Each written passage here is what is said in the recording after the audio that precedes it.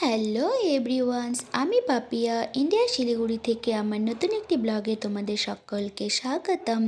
তোমরা সবাই কেমন আছো? আশা করি ভালো আছো। আমিও খুব ভালো আছি। আজকে যে ভিডিওটা তোমাদের সাথে শেয়ার করছি এটা হলো পৌষ সংক্রান্তির ভিডিও। পৌষ সংক্রান্তির দিন আমি এই ভিডিওটা শ্যুট করেছিলাম, তো তোমাদের সাথে শেয়ার করা হয়নি, তাই ভাবলাম আজকে তোমাদের সাথে এই ভিডিওটাই শেয়ার করি। তো পৌষ সংক্রান্তিতে তো সবারই পিঠে খাওয়ার একটা নিয়ম আছে, তো আমাদেরও এই নিয়মটা আছে যে পৌষ সংক্রান্তির দিন পিঠে খেতে হয়। কিন্তু আমি তো সেভাবে কোনো পিঠে বানাতে পারি না, তো সেটার জন্য কি করা যায়, উপায় তো একটা বের করতেই হবে, যেহেতু নিয়ম আছে। আর আমি এর আগে কখনো সেইভাবে পিঠে বানাইনি। বিয়ের আগে মা বানাতো, সেটাই খেতাম।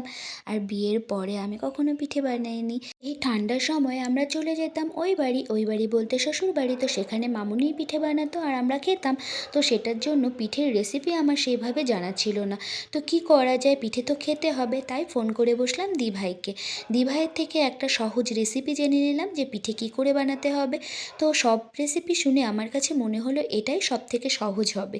তাই তোমাদের দাদাভাইকে অফিস থেকে ফেরার আগেই আমি ফোন করে বলে দিলাম আসার সময় চালের গুঁড়ি আর গুড় আর দুধ নিয়ে চলে আসতে।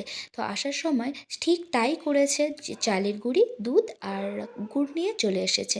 তো আমিও দেখো সেই মতে সেই রেসিপি শুনে সেই অনুযায়ী আমিও পিঠে বানানো শুরু করে দিলাম। প্রথমে তো হচ্ছিল না, একটু কষ্টই হচ্ছিল বানাতে, পিঠেগুলো ভেঙে যাচ্ছিল, যেহেতু এটা একদমই চালের গুঁড়ি দিয়ে পিঠে বানানো, তো আমার কাছে খুবই একটু কষ্টকর মনে হচ্ছিল।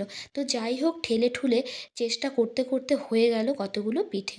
তো দেখো, আমি প্রথমে চালের গুঁড়িটাকে কি করেছি বলো তো, গরম জল দিয়ে প্রথমে আমি চালের গুঁড়িটাকে মেখে নিয়েছি।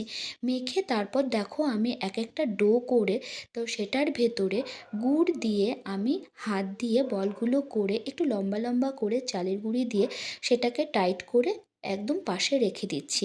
পিঠে বানাতে যখন শুরু করলাম, যখন পিঠেগুলো হচ্ছিল না, তখন একসময় মনে হচ্ছিল যে আমার দ্বারা হয়তো পিঠে বানানো হবে না।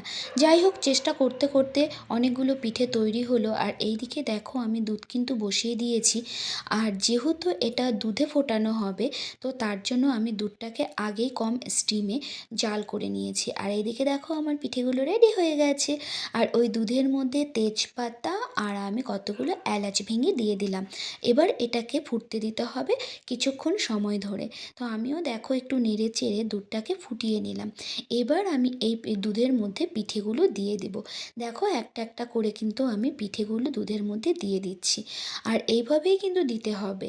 আর পিঠেগুলো দেওয়ার সঙ্গে সঙ্গেই কিন্তু একটু নেড়ে দিতে হবে, নয়তো নিচে কিন্তু লেগে ধরে যাবে। আর লেগে গেলে কিন্তু পিঠে ভেঙে যাওয়ার ভয় থাকে। যেহেতু এটা চালের গুঁড়োর পিঠে, তো দুধে দেওয়ার সঙ্গে সঙ্গে শক্ত হয়ে যায়, কিন্তু তাও একটু নেড়ে দিলে ভালো হয়। আর এইদিকে দেখো আমি গুড়টাকে গরম জল দিয়ে একটু গুলে নিব।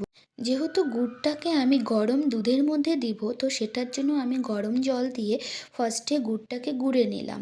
গুলে নেওয়ার পর দেখো আমি এবার কিন্তু গুড়টাকে দুধের মধ্যে দিয়ে দিচ্ছি। আর দুধের মধ্যে যখন গুড়টাকে দিতে হবে, খেয়াল রাখতে হবে গ্যাসের স্টিমটা যাতে একদম লো থাকে, কারণ যদি হাই ফ্লেমে থাকে তাহলে দুধ ফেটে যাওয়ার ভয় থাকে। সেটার জন্য আমিও কিন্তু একদম গ্যাসের স্টিমটাকে লো করে তারপর কিন্তু আমি গুড়টাকে দুধের সঙ্গে মিক্স করলাম। আর দেখো আমার কিন্তু প্রায় হয়ে এসেছে আমার পিঠে। আর এইদিকে দেখো আমার সোনা পাপাও ঘুম থেকে উঠে গেছে, যেহেতু ওর খাবার টাইম হয়ে গেছিলো। আর 9টা সাড়ে 9টার মতো বেজে গেছিলো, তাই ও ঘুম থেকে উঠে গেছে। এবার ওকে আমাকে খাওয়াতে হবে। আর ওইদিকে আমার পিঠেও রেডি হয়ে গেছে। যাই হোক বন্ধুরা, আমার ভিডিওটা যদি তোমাদের ভালো লেগে থাকে তাহলে লাইক কমেন্ট শেয়ার করতে ভুলো না। তোমাদের সাথে দেখা হবে পরের ভিডিওতে। ততক্ষণের জন্য টাটা, ভালো থেকো, সুস্থ থেকো সবাই।